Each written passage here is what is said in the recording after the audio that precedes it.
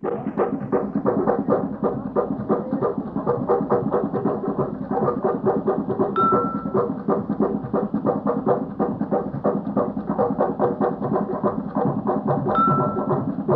blue Pacific, the world's deepest and largest ocean, holds more than half the Earth's water. It stretches over an area 1/3 the surface of the world, about 70 million square miles. This is more than all the land area combined. To give you an idea of its size, hold the globe so that the Pacific faces you.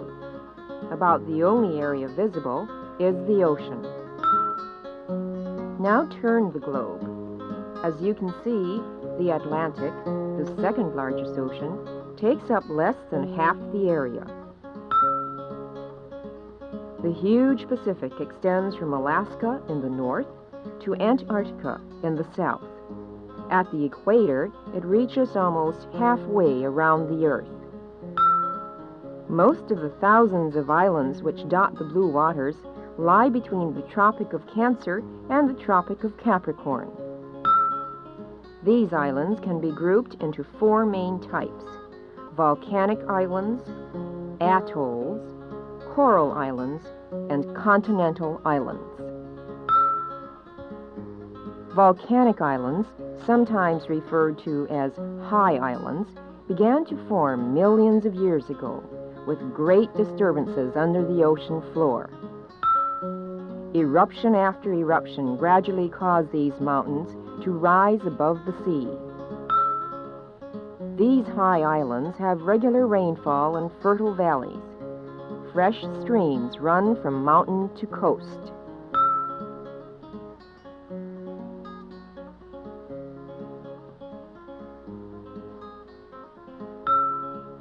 Often, coral reefs surround these islands.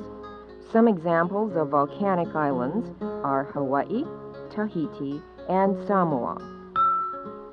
Atolls are composed of coral islets surrounding a lagoon. They took hundreds of years to form. In the first stages, coral, the skeleton of tiny sea-dwelling creatures, collected just below the ocean's surface.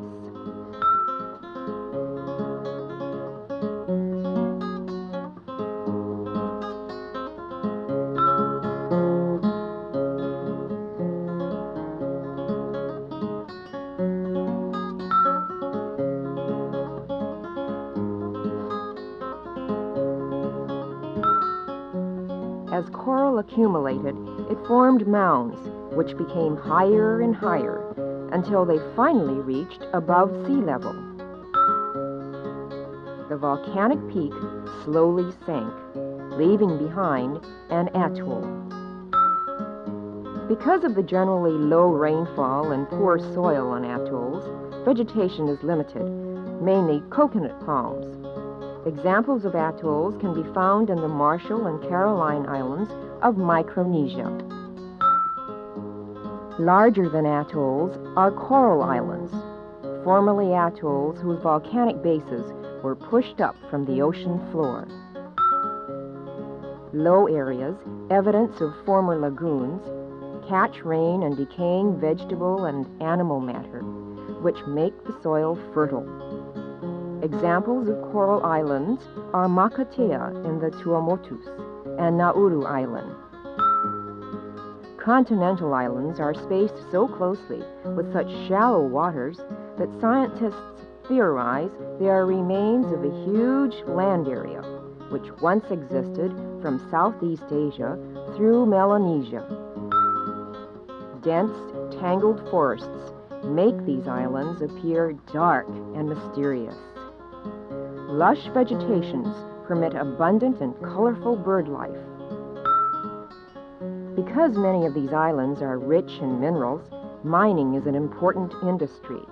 Examples of continental islands are Fiji, New Guinea, and New Caledonia. The Pacific Islands enjoy a generally uniform climate. The ocean absorbs and stores the heat and then radiates it slowly, giving the region a moderate temperature. The most variable climatic feature is rainfall, which differs from island to island, as well as within a single island. For a long time, long after the islands had been settled by oceanic peoples, the Pacific remained unknown, unseen, and untouched by Europeans. Then, in the 13th century, Marco Polo traveled to China. From there, he saw the Western Pacific. In 1513, 300 years later, Vasco Núñez de Balboa crossed the Isthmus of Panama, becoming the first European to see the Eastern Pacific.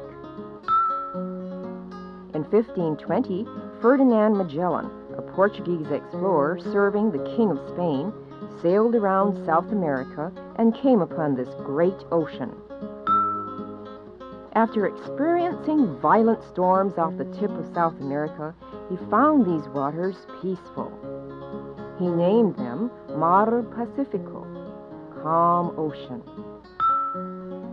Following these early Spanish and Portuguese explorers came the Dutch, the French, and the British. One of the greatest of all European explorers was Captain James Cook. From 1768 until his death in 1779, he made 3 long voyages. He visited numerous islands in the Pacific. On his last voyage, he touched the Hawaiian chain.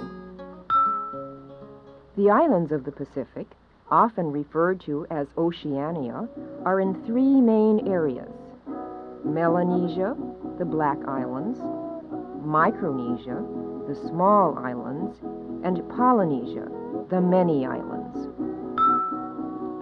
Although there are some volcanic and coral islands in Melanesia, most are continental islands. Melanesians differ in speech and custom from island to island, and even within an island.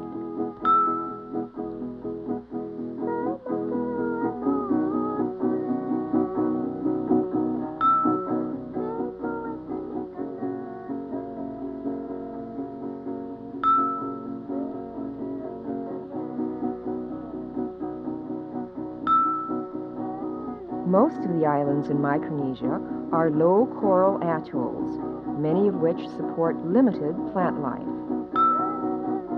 Like the Melanesians, Micronesians differ widely in language and customs.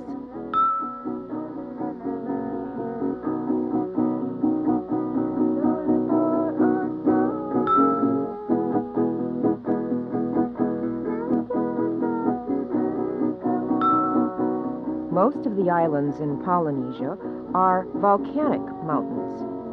Others are atolls or larger coral islands built upon volcanic peaks below the ocean's surface. In different areas on these islands, wind and rain have eroded the lava rock into a rich soil which supports tropical forests. The Polynesians, where did they come from? How did they reach these islands? How long ago did they settle here?